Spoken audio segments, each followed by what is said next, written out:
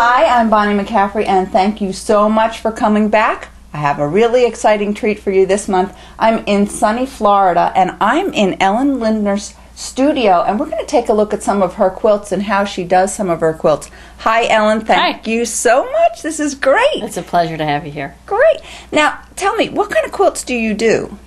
I do everything fabric collage, which means I cut raw edge and place onto a muslin background. I do all my composition that way, and then I take it to the machine. There's no stitching done until I do the quilting, and that holds all of my raw edges together. Wow. So it's not stitched before you have any batting in. That's right. Okay, so I see you have one of these collage pieces working here. How do you work? Well, it varies, but in this particular piece called Lakeside Citrus, I was working from a photo, and of course it's oranges. And so I was placing them in a certain way and making them look like oranges. But as I went, I found myself wanting to throw in a little fuchsia and maybe an oval and something big and something small. Yeah. And of course, I couldn't do that because I was trying to make them look like oranges. Right. So it's very realistic, and there's just no fuchsia in oranges. So as I was working on this piece, I'm kind of planning what the next one might be, that I like this color scheme. Maybe I would do a blue-green background, again play with some circles and ovals, but now cut loose and have them be different sizes and different colors. And so that's where I'm going with this. Wow. So I've begun to layer the pieces into place, and I even did just a very rough sketch of where I wanted the dark spot to be. And then I just break things up. Like maybe I think that that's just a little bit too much of a straight line, long straight line there. Right. Let me add some green. So you're just pinning it to the board? Yes. There is a piece of muslin underneath. Okay. Because that's going to help me transport it all to the sewing machine later. Now, how do you get it from here to your sewing machine? I'm just kind of wondering. It doesn't look like it'd be easy to do. That's the million-dollar question. I'm using very long pins, and that's the key to this technique. Because I'm using very long pins, I can actually scoot the fabric out to the head of the pin and get my hand in behind it. So because I can get my hand in behind it, now I can work a pin. Wow. And then pull out that one that was securing it to the design wall and go work another pin. Work my way across and pin them all to one another. Right. And to the muslin, which is on the back. Right. Get that, then layered up with my batting, and then I'm ready to take it to the machine and stitch. So all your stitching is the quilting. That's the only stitching is on there is the quilting that holds everything together. That's the only stitching. And the flowers, was that done the same style? Yes. Even the whole border is. The border is individual torn pieces of white that are layered in to give me the border. Yeah. Is it fairly quick? Yes. Because you don't have to piece it or applique it. Right. So you've cut out those two steps. Now, you have another interesting way that you do your collages. These are sewn together. Right. But there's some other interesting collages. You're going to show us how you do those. Yes. So let's go take a look at that. Okay. Well, let me show you where we're going. Okay. And then I'll show you how to do it. And this is just a collage type thing that I've done where I've glued the fabrics on. What did you glue it on? It is a gallery wrapped canvas. Gallery wrapped means that there are no staples on the side. Oh. Instead, the staples are on the back, which I have now covered with electrical tape. Right. So once we finish it, it just goes on the wall on a nail. It's meant to be presented like this. The thing that we're using for glue, and this is important, we are using something called gloss gel medium. Okay. And gloss gel medium is basically gooey plastic. It's like the consistency of Vaseline or cold cream or something like that. Yeah. It's gooey plastic. Yeah. Okay. Acrylic painters use it to give their paint body. That's where it's typically used, or for collage, like we're going to do. But we don't need it this thick. So what you do is you take a blob. That's the technical term, is a blob. And you add some water to it until it's about the consistency of whole milk. Not as thick as cream, and Yeah. And it's not an exact science. If you need more water or more glue, you just go from that. I've already done the background here, and I don't know how well your viewers will be able to see it, but I've used all white on white fabrics, and you'll see why later. So I'm working with just the top. And we are going to do something similar to this abstract here. And I often like to cut my fabrics with a jagged edge.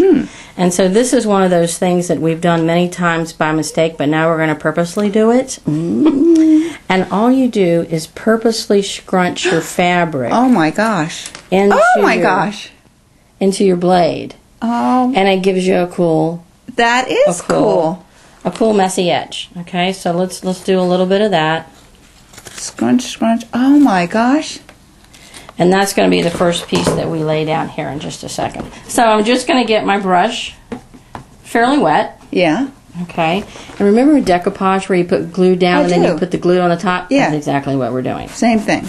And what I like to do is start with just scraps from my scrap bin and maybe not alter them a whole lot. I just gave it a zigzaggy edge, but I didn't change its size or shape a whole lot. Right. And just kind of see where it wants to take me. Put down a few down, and then see where it goes. Yeah. Okay, and then I'm pretty saturated.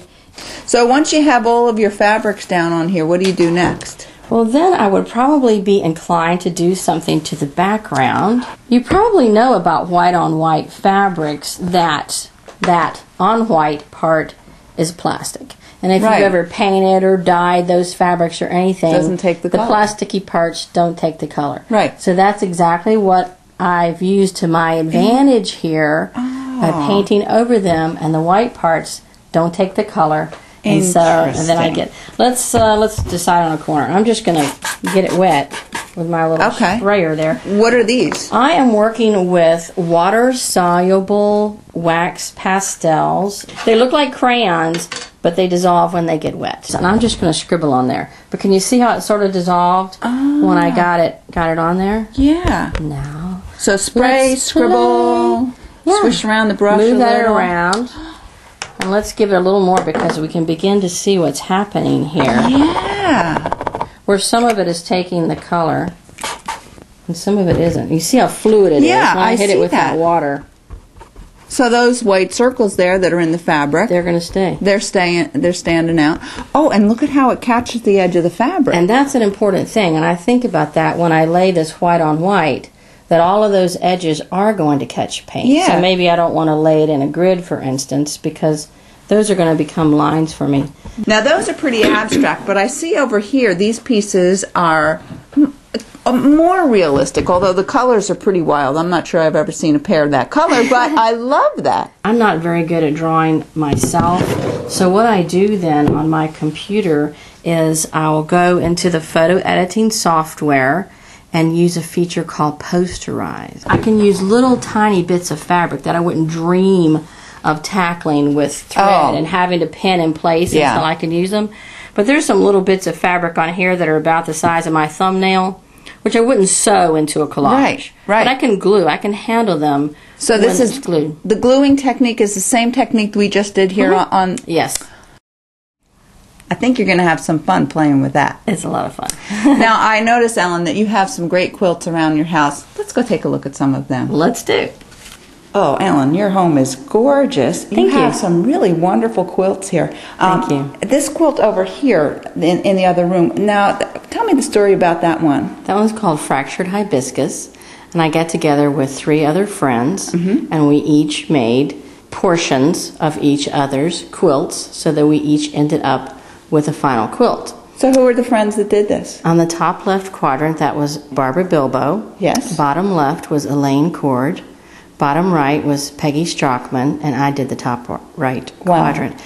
And as we come in your entryway, wow, that's a beautiful piece. Thank you. It's called Maybe a Maple, and I purposely let some of the leaves be 3D, and so they stick out. And you know, I think since we're using fabric, we might as well do those fun things with our fabric that painters can't do. Now, this is a dining room I would love to come eat in, but I can't decide which side I'd want to sit on. Over there you have a beautiful piece. It looks kind of like the collage technique you were talking about. It's very much like the collage we've been discussing. It's called Mangolicious, Yeah, you are really one creative woman. And this piece that we're standing in front of is beautiful. It doesn't look like collage, though. No, this is an earlier quilt back when I was actually sewing stuff. Yeah, I bet it took you longer. It did take a little longer.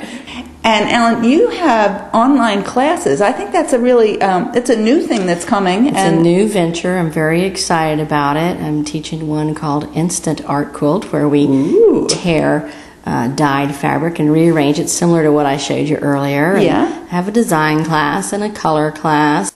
Ellen, thank you so much. This has been an absolute treat. Wow, your quilts are amazing, and the techniques that you're using are really creative and fun, and I think people are going to have a good time trying them out. Thanks, I hope so, because I have a lot of fun with them. You do. And thank you all for joining me, and I hope you'll come back next month and see what I have for you then. Thanks for being with me.